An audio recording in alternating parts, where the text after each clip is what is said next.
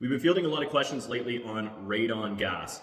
So I want to jump on here really quick just to give everybody an idea of what is radon gas and what are the possible outcomes of having radon gas, how to detect it, and how to mitigate it.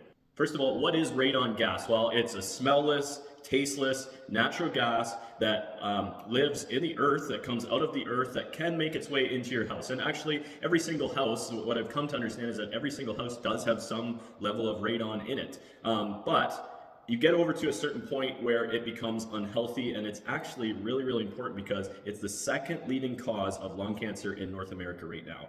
Many houses probably have it, and very few people know they have it.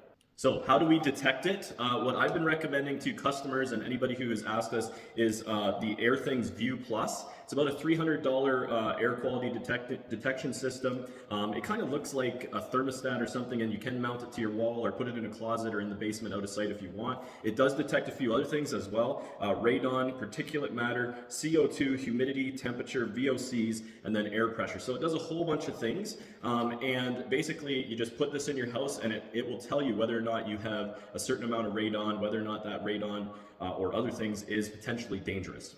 For many years, we were told that in the St. Mary's area in southwestern Ontario, for the most part, there was no issues with radon. I can remember those stories when I was younger growing up all the time. But we are currently working on a renovation here in St. Mary's. The homeowner was interested to know whether or not they had radon. So I recommended the View Plus to them, and they hooked it up. They had the app on their phone. A few weeks later, I went back and he showed me the app, and they had high levels of radon in the house. So the next question becomes, how do we mitigate that radon now once it's in the house? Okay, so if you live in a new house and a Bickle-built house for about the last 10 years or so, we've been putting in this pipe right here. This is a radon mitigation pipe. And what it basically does is that pipe goes down and under the slab, into the stone underneath this slab, and runs up and into the roof line all the way through the house. So if this house were to detect radon, we would put a little inline fan there, plug it in, put a plug in the wall there and plug it in, and that fan would neutralize the pressure under the house and disperse that radon from under the house up and through and above the roof so it doesn't get into the home. In the case of our renovation, we were lucky. The house was new enough. The builder, who wasn't us by the way, had the forethought to put a radon mitigation pipe in. We've now hooked up an inline fan to that pipe, and as we speak right now, we are mitigating radon in that house.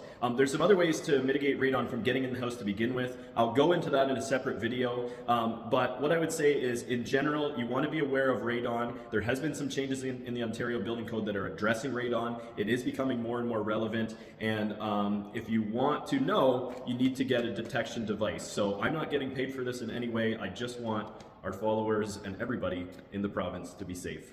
Have a good one, guys.